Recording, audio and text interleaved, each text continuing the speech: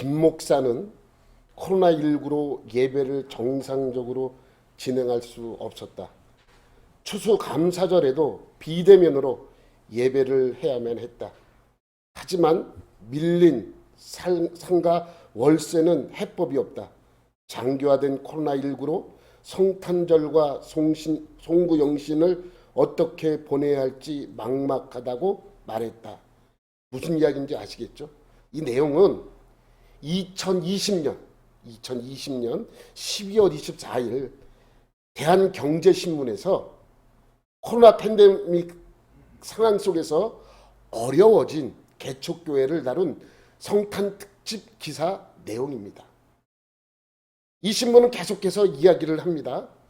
이 교회에 다니는 한 성도는 성탄절이라도 교회에 가는 것 자체를 자녀들이 말리는 상황이라며 이러다가 목사님 혼자 성탄절을 보낼 것 같아 고민스럽다고 말했다.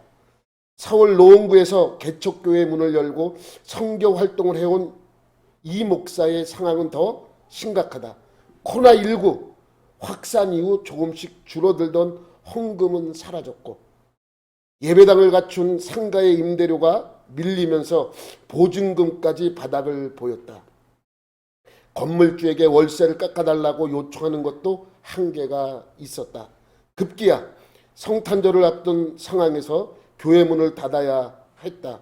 이 목사는 이제는 생계까지 위협받는 실정이다.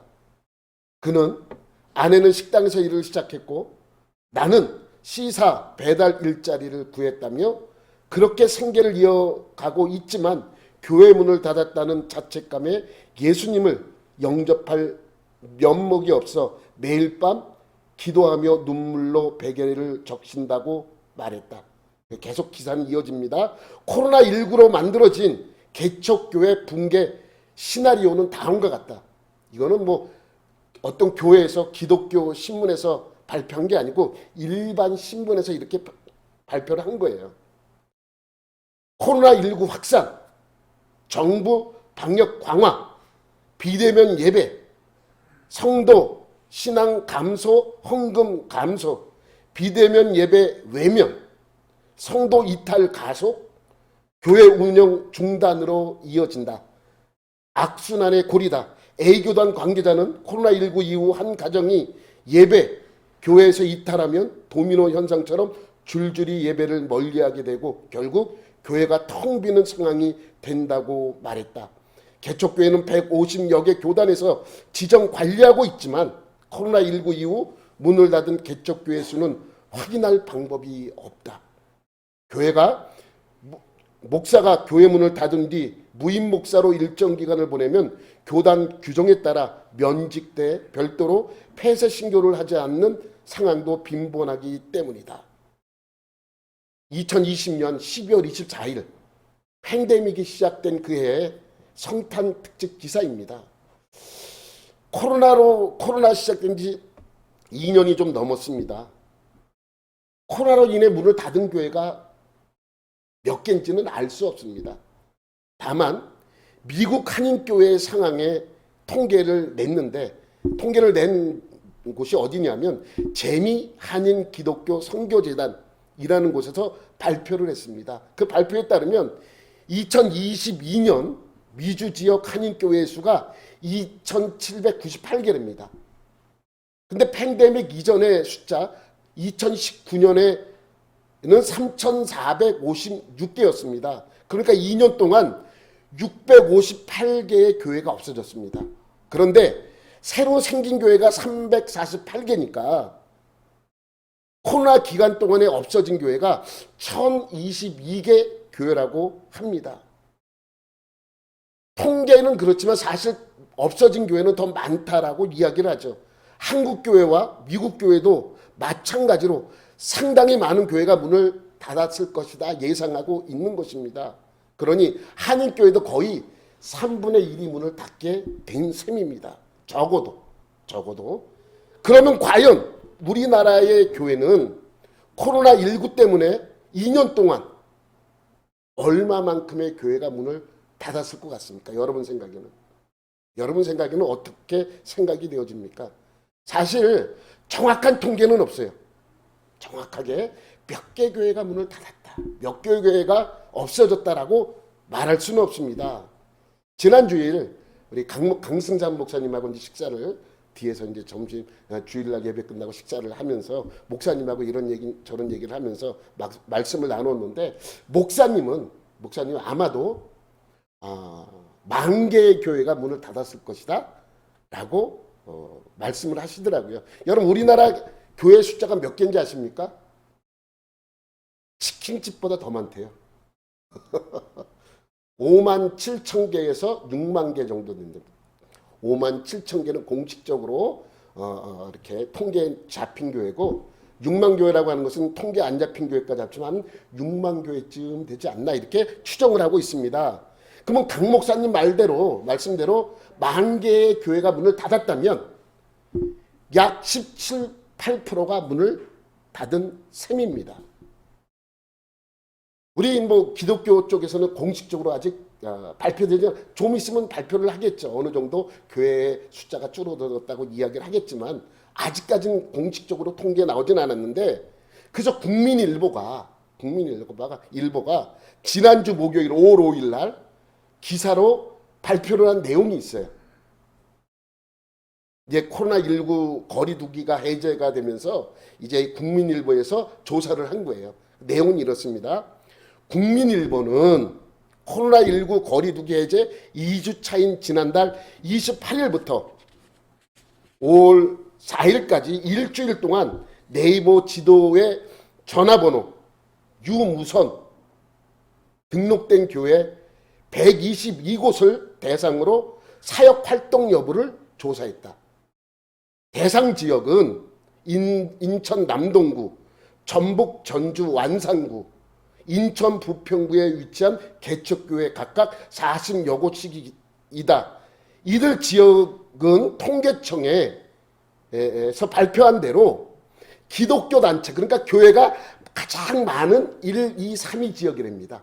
우리나라에서 개척교회가 어디가 제일 많냐 그러면 지금 아까 말한 인천 남동구가 1위고 전북 전주 완산구가 2위고 그 다음에 인천 부평구가 3위랍니다. 그래서 가장 많은 교회 그 세 곳이 통계청에 잡힌 대로 그곳에서 40여 개 교회씩 이렇게 뽑아서 네이버에 나와 있는 교회 주소로 전화를 다 한 거예요. 전화 통화를 시도한 122곳 가운데 연결된 교회는 50곳, 41%이었고 나머지 72곳, 59%는 연락이 닿지 않았다. 일주일 동안 시차를 두고 두세 차례 통화를 시도한 결과다. 이들 교회 상당수는 임시 또는 잠정적으로 교회를 폐쇄했거나 사역을 중단한 것으로 추정된다. 개척교회 목회자들에게 있어 팬데믹 기간은 고난의 터널이었다.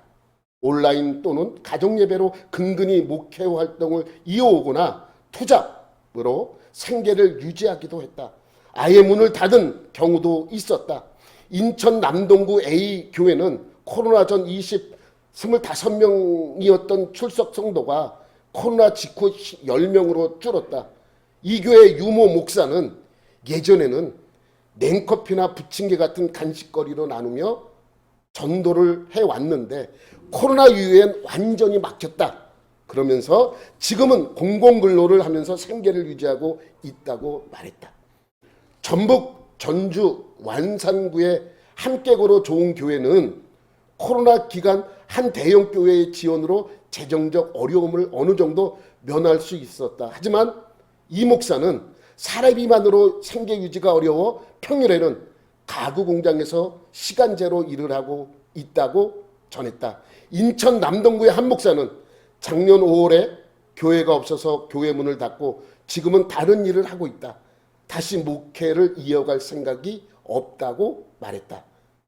마지막에 이렇게 마칩니다. 2년 넘는 시련의 터널을 통과한 개척교회 목회자들에게서 막막함과 안도감이 교차했다. 동시에 자신이 섬기는 교회의 부흥보다는 한 영혼에 대한 구원의 소중함을 더 간절히 바라는 마음이 전해졌다. 뭐 이런 기사 내용입니다. 우리 수지 갈보리 교회는 이 어려운 힘든 시간 동안에 어떻게 이겨냈는가? 여러분, 이 시간은, 오늘 주일은 제가 약간 간증 비슷하게 여러분에게 말씀을 드리겠습니다. 여러분, 수지 갈보리 교회도 가장 힘든 때가 언제였냐면 2020년도였어요. 팬데믹을 이제 때문에 모든 사회가 정지되고 교회 예배가 드리기 힘들었던 그 시기가 우리 이 교회도 참 어려웠던 시기입니다. 당시 이 수지에서 가장 큰 교회, 대형 교회 다니는 어떤 분이 저에게 와서 묻더군요. 목사님, 코로나로 힘드시죠? 저는 당연히 힘들어요. 이런 상황에선 다른 모든 교회가 다 힘든 건 마찬가지 아니겠습니까? 라고 대답을 했습니다. 그러면서 이제 그분이 또 이런 식으로 물어봐요. 재정적으로도 어렵지 않나요? 아유, 말해 뭐합니까? 당연히 아주 어렵습니다. 라고 얘기를 했어요. 그랬더니 그분이 하는 말이 뭐냐면, 우리 교회 헌금은 넘쳐나는데 교회 어렵다고 생각되어서 교인들이 헌금을 더 많이 해줘서 작년보다 헌금이 더 많이 들어와서 쓸 데가 없다고 합니다. 그러면서 저를 불쌍히 쳐다보는 듯한 느낌을 받았어요. 제 자격지심이 거기에 포함되어 있겠죠. 여러분, 그게 어렵다고 하는 개척교회 목사에게 할 수 있는 이야기입니까? 생각 같아서는 막 그 입을 그냥 쪽. 진짜 전 여러분 얼마나 얄미웠겠습니까? 제 입장에서는. 오늘 이 영상을 수지에서 가장 큰 교회 목사님이 꼭 봐줬으면 좋겠습니다. 유튜브에 올라가니까.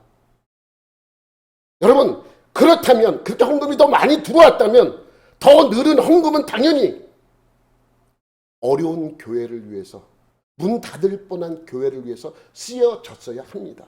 그게 맞는 거예요. 그잖아요. 이번 코로나 기간 동안에 너무 어려워서 월세가 없어서 문을 닫은 개척교회들, 그 교회들이 문 닫은 책임은 그 대형 교회에 있다는 거예요. 분명하게 말씀합니다. 그 책임은 그 대형 교회에 있다는 걸 반드시 명심해야 합니다. 전 이 영상을 그 교회 담임 목사님 봤으면 좋겠어요. 지난 2년이 넘는 기간 우리 교회도 가장 힘들었던 기간이 언제라고 물어보면 2020년도에 가장 힘들었다고 말할 수 있습니다. 여러 가지 이유가 있어요. 그래서 저도 교회를 한때는 접으려는 생각도 했었습니다. 이유는 뭐냐면 아래층에서 너무 교회를 힘들게 해요. 교회를 괴롭혀요. 이 교회라는 것 때문에 이거는 어떻게 할 수도 없고 너무 힘든 거예요. 또 민원을 넣어서 저쪽 뒤에 있는 식당에 있는 가건물을 불법 건축물이라고 민원을 넣어서 조사를 나오게 해서 저거 철거하라고 명령이 또 내려왔었습니다. 2020년. 2019년 말에 그게 있어가지고 2020년까지 그게 왔다 갔다 하면서 너무너무 힘들었습니다. 그리고 또 거기서 끝납니까? 여러 가지 이유로 교회 성도들은 떠났습니다. 1차적인 문제는 제게 있어요. 제가 문제가 있어서 교인들이 떠났습니다. 그러니 제 생각에는 이런 성격으로 내가 어떻게 교회를 계속해야 하나, 이런 생각을 사실 개인적으로는 했었습니다. 1차적인 문제는 제게 있더라도 2차적인 문제는 그분들에게도 문제가 있다는 것을 여러분에게 말씀드립니다. 어쨌든 말입니다. 어쨌든 간에. 그러면서 코로나가 터지면서 교인들이 나오지 않습니다. 그런데 그렇게 해서 나간 분들이 모든 책임을 저에게 돌려요. 저는 일절 얘기 안 했습니다. 들리는 얘기는 목사님이 생각이 달라서 이런 얘기를 합니다. 여러분, 저는요 개인적으로 목사 양심상 개인들 입맛에 맞는 설교를 못합니다. 아니면 아니죠. 성경에 아니면 아닌 거예요. 목사의 양심입니다. 그럼 아니면 아닌 거라고 해야지 비유 맞추면서 그래도 괜찮아요 라고 얘기할 수 없는 것이죠. 근데 그분들이 떠나고 나니까 개인적으로 그런 생각이 막 드는 거예요. 그냥 된다고 할까? 된다고 했을걸? 그랬을까? 이런 생각을 하게 됩니다. 여러분, 저는 또 집요하지도 못해요. 어떤 분이 나왔다가 안 나오면 계속 전화를 해서 귀찮게 해서라도 그분이 아유 내가 질려서 나간다 라고 해야 되는데 전 또 그렇게 하지도 못해요. 한두 번 전화해서 그분이 좀 부담스럽다고 느껴지면 전화도 못해요. 제 성격이 그래요. 근데 이런 성격으로 어떻게 개척교회를 하나라는 생각도 또 하고 있는 것입니다. 또 어떤 생각이 나냐면 아니 하나님이 이렇게 할 바에는 저에게 성령의 특별한 은사를 주시거나 아니면 사람들 비율을 잘 맞출 수 있는 성격을 주셔서 사람들 잘 이렇게 해주는 그거로 아니면 이거라도 줬어야 되는데 저는 이것도 저것도 아무것도 안 줬단 말이죠. 그러니까 저 개인적인 생각은 이런 성격 때문에 목회를 계속해야 하나 라는 생각이 계속 드는 것입니다. 거기다가 코로나 규칙은 잘 지키고 있나? 구청에서는 직원이 나와서 예배 때마다 예배를 방해했었습니다. 그런 상황, 자꾸만 안 좋은 상황이 계속 보이니까 제 생각에는 이거 계속 해야 되라는 생각이 더 드는 거예요. 그런데 이런 것은 교회를 닫을 만한 명분이 되지 못합니다. 아니 구청에서 아주 귀찮게 한다고 문을 닫으면 교회 이 세상에 남아있을 교회가 몇 개나 있겠습니까? 그렇잖아. 그 명분이 안 돼. 내가 힘든 거지. 그런 교회를 문 닫을 명분이 되지 못합니다. 이 정도는 내가 문을 닫아도 돼요. 얘기가 없어. 뭐냐면 목사가 아파가지고 도저히 목회를 할 수 없다. 그래서 그럼 누가 뭐라 그러지 않아요? 재정적으로 너무 어려워. 빚을 너무 많이 졌다. 그래서 문을 닫아. 그것도 뭐라 그럴 수 없습니다. 그런데 남이 힘들게 하고 어렵게 한다는 그 이유만으로 교회를 문을 닫을 수 없습니다. 여러분, 우리 교회 이제 처음 개척을 하고 나서 얼마 지나지 않아서 아프리카에서 선교 활동을 하던 선교사님이 우리 교회 등록을 한 적이 있어요. 근데 갑자기 아프리카 거기를 다시 가봐야 된다고 이제 갔는데 그 다음부터 소식이 없어. 문자를 해도 뭐 연락을 해도 메일을 보내도 연락이 없습니다. 그분이 몸이 안 좋았는데 가서 무슨 일이 있나 없나 뭐 궁금하긴 해요. 아직까지 연락이 없으니까. 근데 그분이 와서 아유 왜 오셨냐고 이렇게 얘기를 했더니 물론 그분이 이제 나이가 70이 넘으셔서 은퇴할 때도 됐지만은 그분이 얘기하는 게 그래요.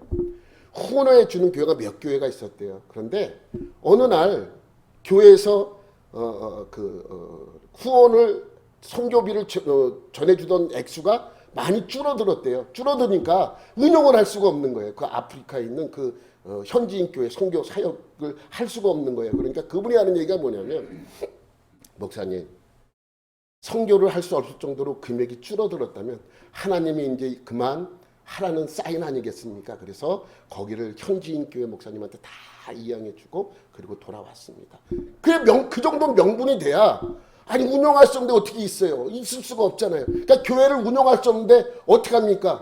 문을 닫아야지. 그 정도 명분은 돼야 명분이 되는 거 아닙니까? 그런데 우리 교회도 점점 명분이 생기기 시작합니다. 재정적으로 상당히 힘들어지고 어려워집니다. 2020년 그렇게 상황적으로도 어려워진 상황 속에서 교회의 비용이 점점 발생하기 나가기 시작을 합니다. 헌금은 줄어든 데다가 성도들이 나가니 줄어들잖아요. 아니 이 에어컨은 왜 고장이 나? 얼마나 화가 나는지 몰라. 에어컨이 왜 그때 고장이 나요? 예? 또 식당 쪽 저기 철거를 해야 되잖아요. 비용이 얼마나 많이 나가겠습니까? 그러면 저 식당을 없으면 어디서 밥 먹어? 이 안쪽에 또 인테리어를 해야 되잖아요. 저는 또 이 인테리어 하면서 비용이 많이 발생하니까 그거 아끼겠다고 천장에 가서 뭐 공사하다가 의자가 넘어져서 얼굴을 박아서 이빨이 부러져 버렸어요. 넘어지는 순간 이빨이 부러지는 순간 이빨이 부러지고 아프면 어떡하지? 여기서 막 부러진 거 아파요. 근데 이거 전혀 생각 안 하고 만져보니까 이빨이 부러졌어요. 야 설교 어떻게 하지? 이 생각부터 드는 거예요. 막 눈물이 나더라고요. 눈물이 나. 정말 교회를 접고 싶더라고요. 그런데 이빨 부러진 거는 명분이 안 되잖아요. 네? 명분이 안 되잖아요. 그런데 매달 마이너스 통장의 액수는 점점 늘어납니다. 그러면서 나름 제 혼자 계획을 세웠어요. 마이너스 통장이 된 것이 꽉 차면 더 이상 뽑을 것이 없으면 다음으로는 첫 번째 차를 바꾸자. 차는 우리가 이제 카니발을 갖고 있으니까 그걸 팔아버리고 모닝 같은 거 작은 거 하나 사가지고 내가 어떻게 카니발이 좋긴 해도 지금으로서는 당장 급하니까 모닝으로 바꾸자. 그러면은 몇 개월은 버티겠지. 그것도 다 되면 여러분 얘기하죠. 아, 목사님 손재주죠. 저것도 목사님이 만들었어요. 저것도 목사님이 만들었어요. 얘기하는데 제가 손재주가 있어서 뭐 만드는 거 좋아서 만드는 것도 있지만은 어저께 어떤 권사님이 우리 청소를 하면서 그러더라고요. 요즘 사람 부르면 인건비가 너무 맞아요. 뭐 하나 부르려면 금방 2, 30만 원, 3, 40만 원이 금방 나가는 거예요. 뭐 하나 손보는 거 뭐 하나 고치고 에어컨 좀 문제 있어서 뭐 부르면 몇십만 원이 날아가는 거예요. 그러니까 그래서 제가 하는 거예요. 제가. 네? 비용 아끼려고. 그러다가 이빨도 부러졌지만 그래서 교회 운영비를 최대한을 아끼는 거죠. 그 다음에 그것도 안 되면 어떻게 하려고 그러냐면 내가 가지고 가는 생활비를 줄이려고 그랬어요. 줄여야지 어떻게 해요? 뭐 당장 교회가 힘들고 어려지면 그렇게 해야 되지 않겠습니까? 여러분 제가 한 달에 가지고 가는 액수가 생활비가 많지 않아요. 최저 생활비에도 못 미치는 액수를 가져갑니다. 뭐 그 정도를 갖다 주고 생활을 하라고 이야기를 하고 우리 아내도 아껴서 생활을 하죠. 그래도 그것도 안 되면 투잡을 또 뛰어야 돼. 근데 투잡 뛰는 거는 내 신앙의 내 목사의 양심이 허락지가 않는 거예요. 제가 이제 목공을 좋아하니까 뭐 만드는 거 좋아하니까 여러분 예전에 오셨던 분들은 제가 도마 하나씩 다 드렸을 거예요. 어떤 분이 그러더라고요. 아니 도마 만들어서 팔라고. 응? 도마 그게 뭐 예전에 이상민 도마라 그래가지고 만들어가지고 하나씩 드렸더니 그걸 팔라고. 그게 4, 50만 원씩 하는데 싸게 팔면은 금방 나갈 거라고. 그렇게 얘기하는 분이 있어요. 저는 그렇게까지 하고 싶은 마음이 없어요. 뭐 이걸 팔아서. 여러분 목사들이 제일 많이 뛰는 투잡이 뭔지 아세요? 대리운전이래요. 대리운전. 대리운전은 사람들을 대부분 보지 않잖아요. 운전만 해주면 되니까 그렇게 하고 그 다음에 많이 하는 건 택배 일도 많이 하는데 택배, 배달일. 여러분 그런 일까지 해야 된다면 목사가 그런 일까지 해야 된다면 하나님께서 목회를 그만두라는 사인 아니겠습니까? 예? 여러분 구약시대에 제사장들의 먹고 사는 문제는 하나님께서 책임져 주셨어요. 농사할 땅도 레위 사람들에게는 주지 않았습니다. 레위 사람들에게는 농사할 땅을 주지 그 다만 사는 공간 조금만 땅만 줬어요. 사는 집 짓고 살 수 있는 땅만. 그리고 먹고 사는 문제는 하나님께서 다 책임져 주었습니다. 저는 지금도 그 말씀을 믿어요. 뭐 목사가 나가서 무슨 일을 하고 그래서 너는 카페교회 처음에 누가 카페교회도 저는 옳다고 보지 않아요. 예? 교회에서 무슨 장사를 해서 뭐 이득 그런 것도 옳지 않은 거라고 저는 생각이 되어집니다. 예? 그렇게 하기를 원한다면 담임 목사 그만두고 다른 게 파타임으로 가야죠. 그럼 파타임 사역을 하면서 그런 일을 한다 그러면 문제가 없지 않습니까? 명색의 담임 목사인데. 그렇게 하기를 원한다면 그렇게 하는 수밖에 없는 것입니다. 그러니 내가 할 수 있는 것은 최대한 교회 운영비를 줄이고 나의 생활비를 줄여서 지급하고 이 비용을 줄이는 방법밖에 없었습니다. 그 다음에 생각한 것이 뭐냐면 이자 줄이기예요. 이자. 이 교회가 이제 처음에 개척할 때 대출을 받았잖아요. 대출을 받았는데 이 대출을 받으면서 장기로 이제 조금씩 갚아요. 원금하고 이자하고. 근데 기간이 지나면 자동적으로 이자하고 원금하고 갚게끔 되어 있는 거예요. 그런데 요거를 다시 뭐라 그래요? 갈아타기라 그러나? 다시 하면 이자만 내면 돼, 몇 년 동안. 그래서 그거를 하려고 했더니 갑자기 이 나라에서 뭐 융자해 주는 게 규제가 돼가지고 좀 힘들어. 다행히 이자는 좀 쌌잖아요. 그러니까 그 원금만 안 갖고 이자만 내도 좀 버틸 수 있을 것 같더라고요. 그런 생각을 했었습니다. 이 정도까지 가면 교회 문 닫으려는 사인이라고는 생각을 했었습니다. 그리고 마지막까지 내가 끝까지 지급해야 될 비용이 뭐냐?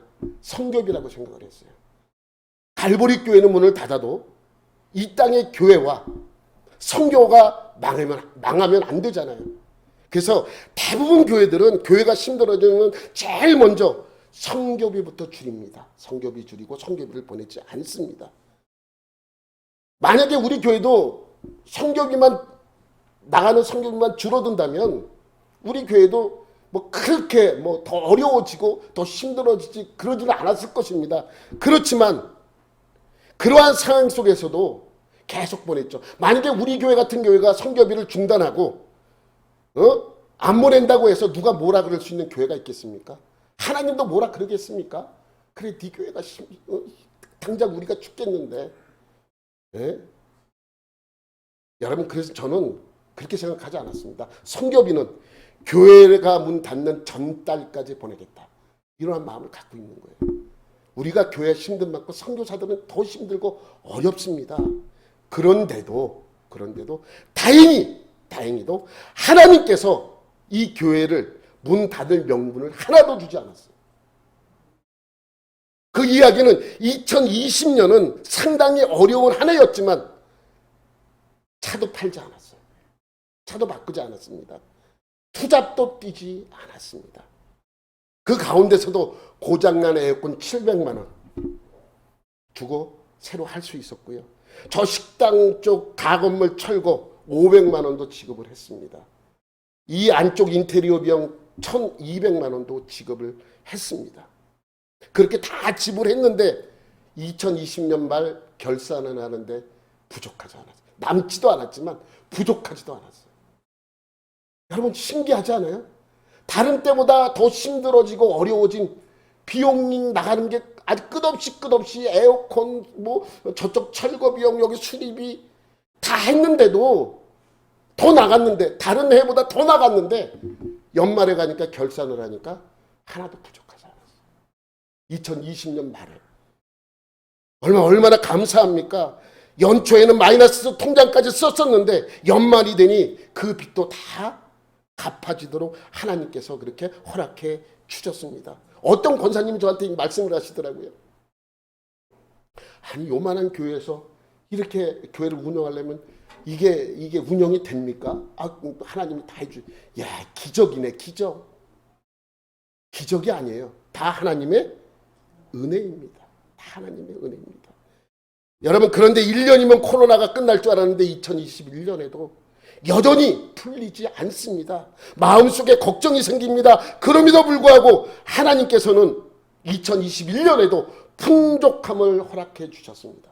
여러분 2020년과 2021년에는 이런 일들이 많았어요. 갑자기 어떤 분이 할 수 없는 큰 금액이 아니라 어떤 분이 몇백만 원을 가져와서 목사님 헌금하겠습니다. 이게 무슨 기도 응답됐다. 이러면서 조금씩 어떤 권사님 우리 교회 다닌 분도 그렇지만 우리 교회 새벽 예배 나오시는 분들이 헌금도 해주고 그런 분들이 의외로 많았어요. 의외로 많아가지고 부족하지 않았습니다. 갑자기 어떤 분이 와서 그렇게 큰 금액을 해주니 교회가 그러면서 채워지고 부족했다가 채워지고 이런 일들이 많이 있었습니다. 이런 일도 있었습니다. 노회와 총회에서 서기 목사님이 연락이 왔어요. 교회 어렵죠? 네, 어렵습니다. 이번에 우리 교단에서 어려운 교회 좀 선정을 해서 지원을 하려고 연락을 드렸습니다. 감사합니다. 목사님 감사합니다. 작년에 얼마나 어려웠어요? 얼마나 마이너스였어요? 매달 얼마나 나가요? 그렇게 물어보는데 작년에 안 부족했어. 아니 그냥 도와주려면 그냥 도와주지 뭘 꼬치꼬치 따져 그냥. 아이씨 그러니까 대답하면서 생각해보니까 부족한 게 없었더라고요. 화가 아니 그냥 속으로 아니 도와주려면 그냥 도와주지 뭘 이렇게 따져 그냥 개척교회인데 어려운데 뭐 교인 수 몇 명이냐 물어보면 다 대충 나오는데 뭘 일일이 따져 이런 생각이 드는 거예요. 근데 가만히 생각해보니까 우리 교회도 어려웠었지만 나보다 더 어려워서 문 닫기 직전인 교회들이 있었다는 사실입니다. 그래서 그 얘기를 하다가 회개했어요. 하나님 잘못했습니다. 그러면서 그 목사님한테 그렇게 얘기했어요. 어렵지만 목사님 우리 교회는 버틸 수 있습니다. 하나님이 은혜 주셨어요. 그래서 버틸 수 있으니까 괜찮으니까 버티지 못하고 문 닫기 직전인 교회 도와주십시오. 목사님 저는 괜찮습니다. 다른 교회 더 우리 교회보다 어려운 교회 우리는 버틸 수 있으니 버틸 수 없는 교회를 도와주십시오. 근데 목사님이 저한테 목사님 감사합니다 이렇게 얘기하더라고요. 왜 감사해 저한테? 제가 감사해야지. 그래서 2021년 말 지나니까 예산을 다 뽑아보니까 돈이 남았어요. 여러분, 그래서 여러분 교회에서 돈이 남으면 남은 이유가 있는 거예요. 뭐 바꾸라는 얘기야. 근데 제가 제일 마음에 걸렸던 게 뭐냐면 우리 교회 냉장고에 김치 냉장고하고 냉장고. 처음 여기 오면서 돈이 없어서 중고 10년 된 것씩 하나씩 구입을 했거든요. 그러니까 우리 교회가 9년 됐으니까 거의 20년 가까이 된 거를 쓰고 있었는데 얼마 전에 여러분 김치 냉장고에서 불이 나가지고 큰 문제 됐어요. 그 모델이야. 그 모델 뭘 바꾸래. 뭐 안에 부속을 바꾸래. 그래서 알아보니까 아니 새로 사는 게 낫지. 돈이 있어야 사지. 그러고 있었는데 돈이 남았잖아요. 그래서 제일 먼저 한 게 냉장고하고 김치 냉장고 2개 바꾼 거예요. 냉장고도 안 버텨보려고 했더니 자꾸만 소리가 나는 거야. 삐삐 그러는 거예요. 바꿔라 바꿔라. 그래 바꿨어요. 냉장고도 새 거로. 내가 중고로 산 게 마음에 그동안 많이 걸렸는데 그래서 중고로 구입했던 거를 새 거로. 김치 냉장고도 예전에는 그 낮은 거였는데 이게 세워놓는 걸로 아주 좋은 걸로 바꿨습니다. 거기서 끝나지 않았어요. 여기 앞에 TV도 바꿨어요. 아직 맨날 들어오면 뭐 지저분해 보였는데 TV를 거기다가 딱 세워놨어. 그래서 예배 드릴 때나 새벽 예배 드릴 때 뭐 예배 드릴 때는 항상 거기서 안내문이 나갈 수 있게 그렇게 했습니다. 얼마나 감사한지 몰라요. 예? 근데 그렇게 하나님께서 축복해 주셨습니다. 그것뿐만이 아닙니다. 작년에 연말에 우리 교회도 힘들었지만 우리 교회보다 더 힘든 월세도 내기 힘든 개척교회 우리가 헌금도 했어. 우리 교회에서 이 교회에서 그 헌금도 했다는 것입니다.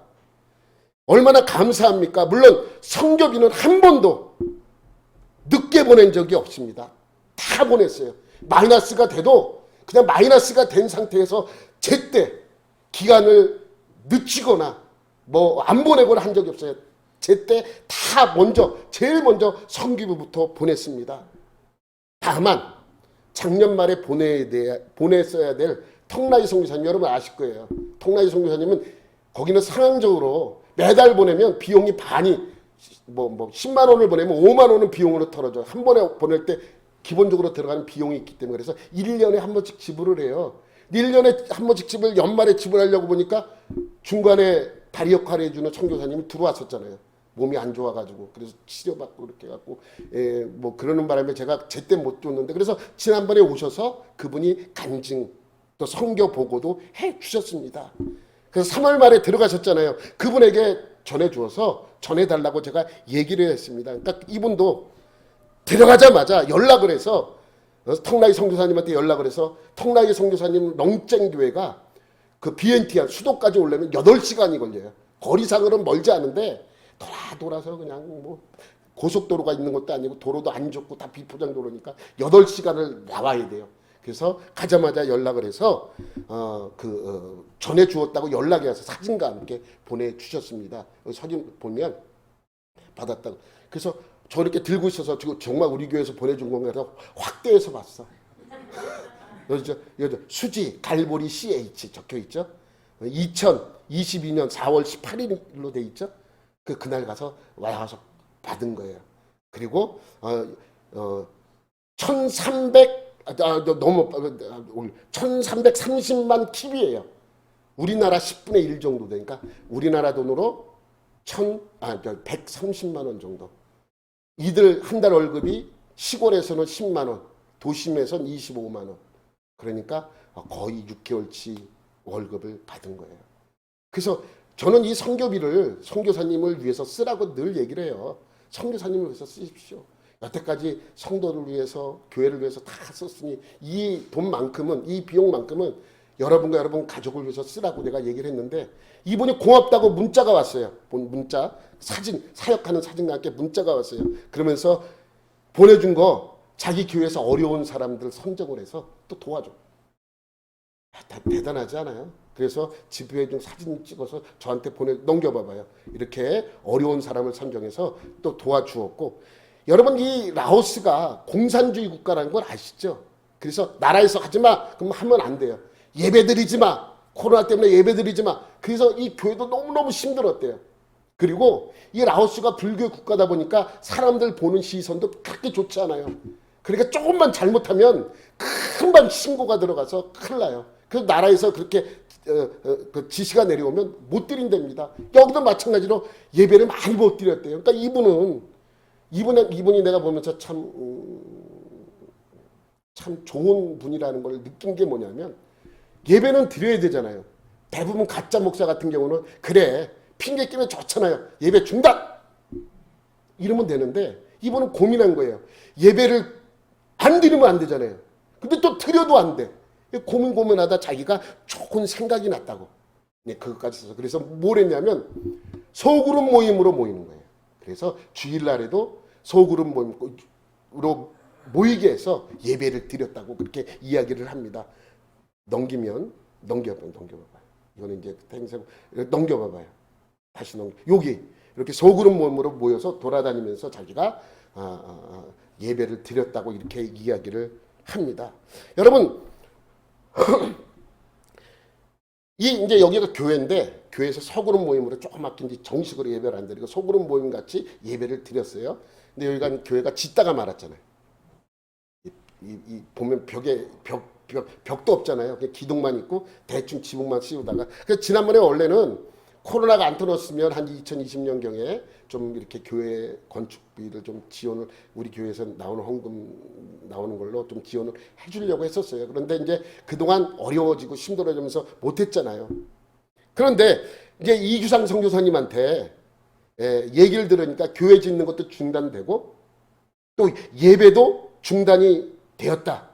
그리고 이 건축하는 문제도 코로나 때문에 또 예배를 드릴 수 없기 때문에 중단된 것 같다. 자기도 자세히 안 물어봤대요.